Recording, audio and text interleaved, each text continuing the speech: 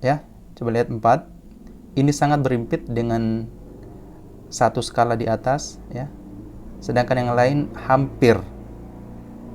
Yang paling berimpit adalah 4. Oke, setelah kita dapat, tinggal kita masukkan ke dalam rumus.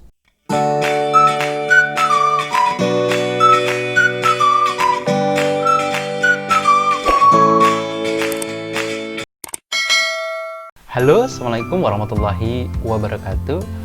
Welcome back to my channel, Belajar dan Berbagi. Di video kali ini, kita akan membahas mengenai bagaimana cara membaca hasil pengukuran menggunakan jangka sorong. Tahu dong jangka sorong itu apa? Jangka sorong adalah sebuah alat ukur panjang dengan ketelitian yang sangat tinggi hingga mampu mengukur sampai 0,01 cm. Dan bentuknya adalah seperti ini. Oke, penasaran bagaimana caranya? Let's go!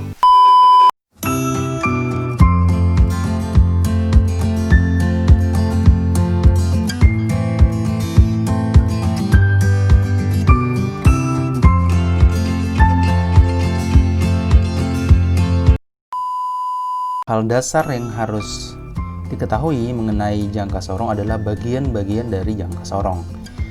Nah, di sini seperti kita lihat bentuknya seperti ini. Bagian atas disebut sebagai rahang atas, sedangkan yang ini disebut sebagai rahang bawah, di mana ini adalah tempat memasukkan benda yang akan diukur panjangnya. Kemudian pada bagian ini ada yang disebut sebagai rahang tetap dan rahang geser. Rahang tetap adalah yang ini, ya, yang tetap tidak bisa bergeser. Sedangkan yang ini disebut sebagai rahang geser. Oke. Kemudian selanjutnya yang harus diketahui adalah rumus untuk menghitung hasil pembacaan pengukuran jangka sorong adalah hasil pengukuran sama dengan skala utama ditambah 0,01 kali skala nonius. Skala utama terletak pada rahang tetap. Jadi semua skala yang ada di skala tetap yang ini, ya, dengan skala cm disebut sebagai skala utama. Sedangkan skala nonius adalah skala yang terletak di rahang geser. Coba kita perhatikan ya. Ini adalah rahang geser yang ini, ya. Semua skala-skala yang ada di sini 0, 1, 2, 3, 4, 5 sampai 10 disebut sebagai skala nonius atau skala Vernier, ya. Skala nonius atau skala Vernier adalah skala tambahan pendek yang ditempatkan di samping skala utama pada sebuah alat ukur sehingga memungkinkan sub pembagian pada skala utama bisa dibaca dengan teliti. Misalnya terdapat sebuah pipa, kemudian kita ingin mengukur diameternya, maka kita letakkan di rahang bawah seperti ini, ya. Lalu kita kunci. Oke. Skala utama adalah skala yang berada di depan angka 0 skala nonius atau yang pas berimpit dengan angka 0 skala nonius, ya.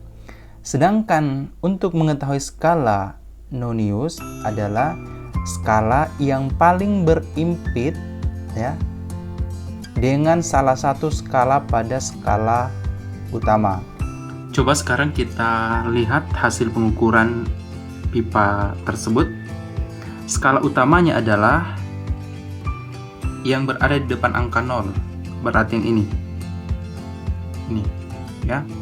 Kalau kita melihat ini adalah 2,3. Karena dari 2 ke 3 terdapat 10 skala, maka setiap skala ada 0,1. Maka yang ini adalah 2,3. Ini 2,1, 2,2, 2,3. Jadi skala utamanya adalah 2,3. kita dapat ya. Kemudian untuk skala nonius adalah skala yang paling berimpit dengan salah satu skala utama. Coba kita lihat, 0 tidak berimpit, 1 tidak berimpit, 2 tidak berimpit, 3 juga tidak, 4 nyaris. Yang paling berimpit adalah 5. Ya, coba kita lihat 5 berimpit dengan ini. Coba berimpit, 6 hampir, 7 juga hampir, 8 tidak berimpit. Jadi dari 10 skala nonius yang paling berimpit adalah angka 5. Jadi skala noniusnya atau skala Verniernya adalah 5. Setelah kita dapat, kemudian kita masukkan ke dalam rumus. Berarti 2,3 ditambah, ya, buka kurung 0,01 kali 5. Ya, berarti 2,3 ditambah 0,05. Hasilnya adalah 2,35 cm. Sekarang coba kita mengukur diameter dalam dari lingkaran ini ya, atau pipa ini. Kita masukkan ke rahang atas seperti ini pipanya ya. Kemudian oke. Ya, kita kunci. Oke, sekarang kita lihat hasil pengukurannya. Kalau kita melihat, berarti skala utamanya adalah yang ini. Ya, pas di depan angka 0 berarti yang ini. Ini adalah 1,9 ya.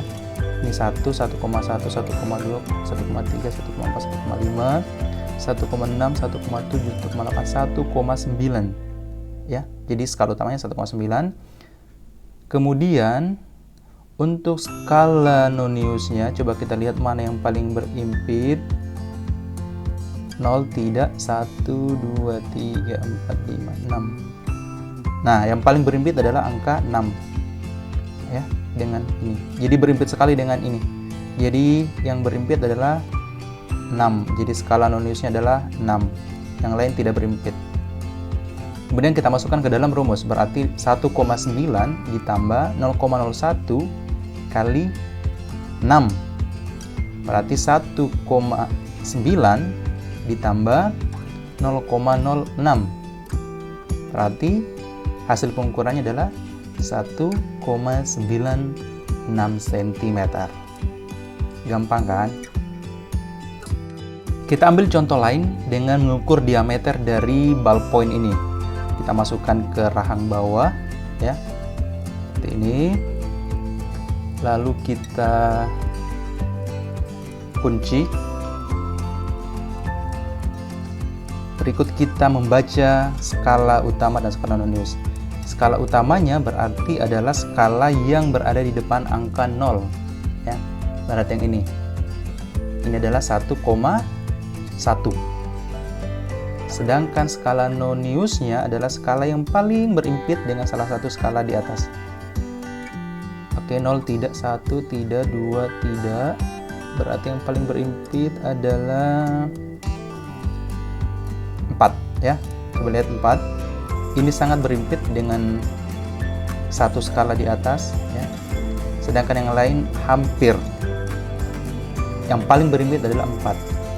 Oke, setelah kita dapat, tinggal kita masukkan ke dalam rumus.